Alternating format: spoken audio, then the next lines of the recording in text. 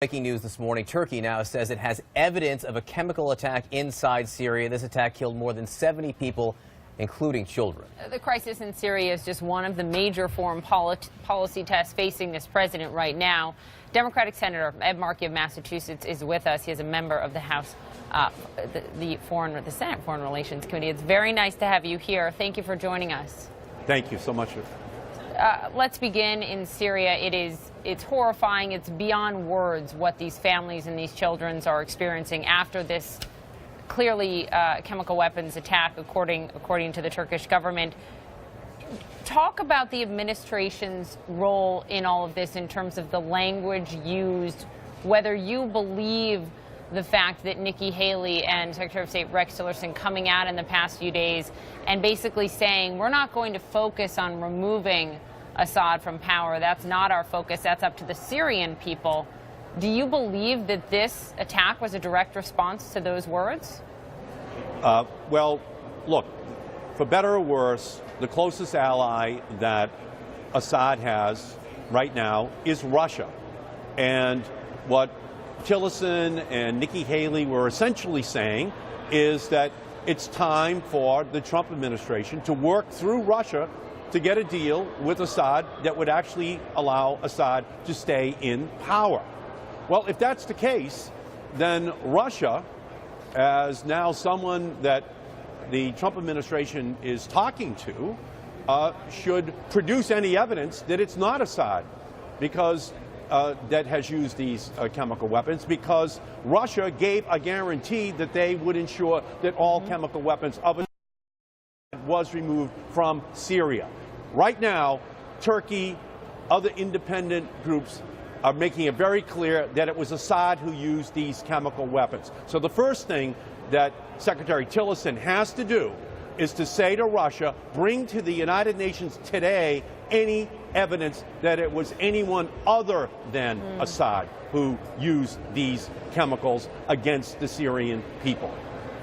That's the diplomatic blame game you're playing right there. You know, get Russia involved, blame Russia, prove it wasn't Assad. Let's assume for argument's sake that it was the Syrian regime right now, since we know they did it in the past. We know they're the ones with the capabilities in the region. Senator, what would you do about it? How would you respond to this provocation, not this provocation, this heinous war crime against humanity by, we think, the Assad regime? Do you think it's worth bombing Bashar al-Assad now? We have to bring Russia and Iran to accountability. They are the principal supporters of Assad. They have to prove that they are honoring their commitment to remove all chemical weapons. They're not. From Syria. But they're not. But they're not.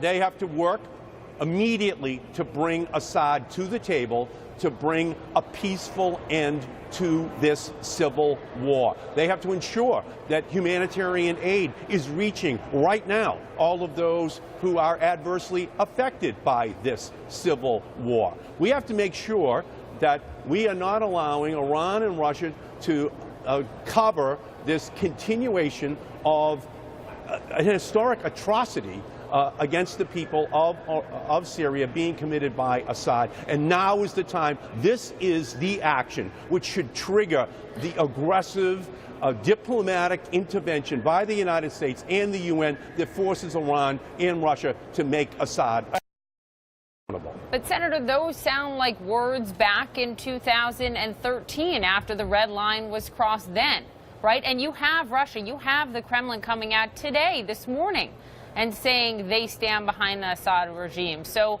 for a moment, considering the very real possibility that the United States in a diplomatic fashion cannot bring Iran and Russia to do what you've just described, then what? Where is your red line for military action? Well, there is no other option. Because this is a civil war, and the only way it's going to be ended is diplomatically. And that's why this whole cloud of the relationship between Russia and the Trump administration becomes so important. If the president wants to tilt towards Russia, if the president believes that Assad should stay in power, well, this is his moment then to bring the Iranians, the Russians, and Assad to accountability, to have the whole world use this atrocity as the moment to have a diplomatic end, not an escalation of military intervention, but finally, God help us, an end to this war. It is now 7 years old. It is time for the United States to make Russia do what it promised, to have a ceasefire, to have humanitarian aid be able to be dispersed without fear of being killed, and to end all of these chemical weapons being in the hands of Assad. If we get that done as part of this, then we will have reached an historic inflection in the history of this war in Syria.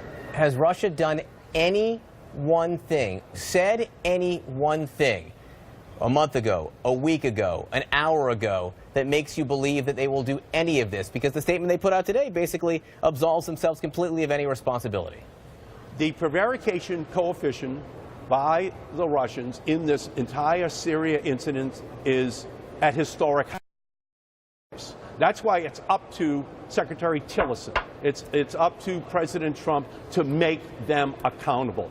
Words have to be spoken by the president that says to the Russians, I am going to name your country, Mr. Putin, as the responsible party, as the party that the world is going to look to make sure that what happened yesterday never occurs again, and that we are going to begin a process immediately to have a negotiated settlement. We cannot allow Assad to just continue to go through that country, village by village, city by city, destroying, killing, maiming on a daily basis. It's time for Russia to be accountable, to allow for others in that country to come to the table to find a negotiated, peaceful, diplomatic resolution. Otherwise, this civil war is going on for another decade.